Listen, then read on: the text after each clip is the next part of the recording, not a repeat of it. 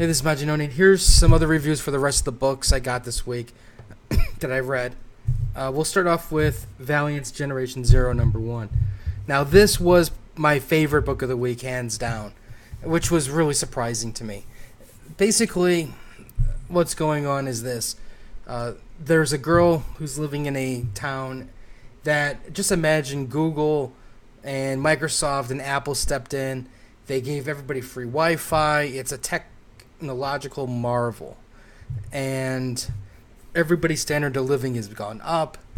And things are going great. So they seem. Well, this girl, she's dating this guy, and he's like, I think there's something wrong here. But I don't quite know. But I want to find out if there is something wrong. So I'll let you know. Well, as soon as he says those words, he's dead. Car crash, he was drinking and he crashed. But his girlfriend, which is this girl right here, she's like, no, I'm sorry, that's not possible. He never did that. He never drank, never smoked, never did drugs, any of that stuff. So there's something wrong. Her dad's a cop, and he's just like, well, you never know about these kids these days, They're always doing something crazy that you just don't know. And she's like, whatever, that's not the case. Well, she finds out there's for lack of a better term, a help group. And basically what you do is you go to a special website, you put in a code in there, and then state your case. And if they accept you, then they'll help you out. Well, she gets notification that this group will help her, and she's placed in the queue and give her sets of instructions.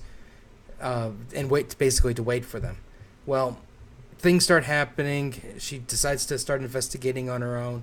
And this is the part where I kind of went, okay, it was basically textbook. You know exactly what's going on. Now, granted, even if you skip the first page that showed who all the characters were, if you look at the basic plot setup, you go, okay, I know who these people are.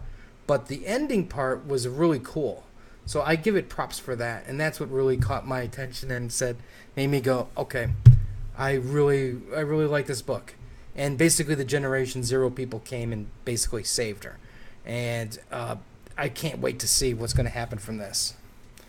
This actually does look like it could really be a potentially interesting book because it's like superheroes that aren't technically doing, like your basic like Spider-Man, Hulk, and Batman type book. So I'm very, very glad I picked this one up. All right, Extraordinary XMen. I know I should like this book, but for some reason, I'm just finding it uninspiring. And I think part of that is just because they're still dealing with a freaking apocalypse. We got to go after those apocalypse cronies because we got to save Colossus because Colossus is jacked up and Forge is acting like this jerk. And, granted, he's overworked and underappreciated.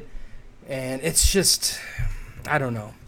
To me, it doesn't seem like it's an X-Men book, I guess you can say. It looks like it's just something's missing. And I think it's probably the family aspect of it. New Avengers, Civil War 2. I think by calling this a Civil War 2 book is now a lie, in the sense that we've already dealt with all those parts, and it's just basically continuing the story, but it really doesn't really add much to it. It's pretty much just the three-way battle that has been going on for the past few issues. It had some nice twists here and there, some spy stuff that made it interesting, but at the same time, it's like Ultimate Reed Richards is stupid in this book, and that kind of doesn't help me want to really like it, but it's like a train wreck. I just can't stop reading it. Art is just subpar. Maybe not subpar, it's just not that great. And it's just, to me, it's kind of like disappointing in a way. Especially when you're calling this an Avengers book. Should call it something different. Moongirl and Devil Dinosaur featuring Miss Marvel. This actually was really enjoyable. It's like, basically Moongirl and the Kid Kree are battling it out, causing trouble, and Miss Marvel comes in and schools them and basically tells them to calm down. Which you really think about, it's funny because she's just a teenager telling, slightly younger kids to calm themselves down when she's still growing up herself. But they basically go dive into a little bit more about Kid Kree Kid Cree's trying to make peace. Moongirl's not having it, and I'm still really enjoying this book. It's just I guess you can say one of the pleasures that I read every single month. It's enjoyable. It's simple. The art is very simple. It's nothing like, it's just very enjoyable, I guess. I mean, I keep saying those words, but that's what it is. It's an enjoyable read. Very low maintenance. It's fun, and more people should buy it. International Iron Man 6. So we're going to learn the mystery behind Tony Stark's parents. And after reading this issue, I don't care anymore.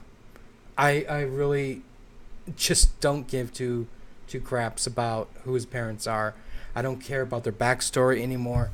Now, I will say this. It's not the worst book ever written, but it's just not good enough to be worthy to be called, at least the start of it, is not worthy enough to be called, to basically erase Tony's past and then, give him this other other history.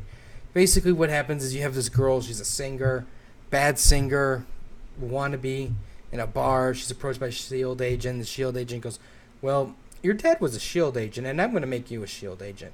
You'd be perfect for it because you're a musician. We'll give you a record contract and a tour. How does that sound? Well, of course, the girl accepts it. And sure enough, S.H.I.E.L.D. makes things happen, and now she's jet-setting, and she's on her way.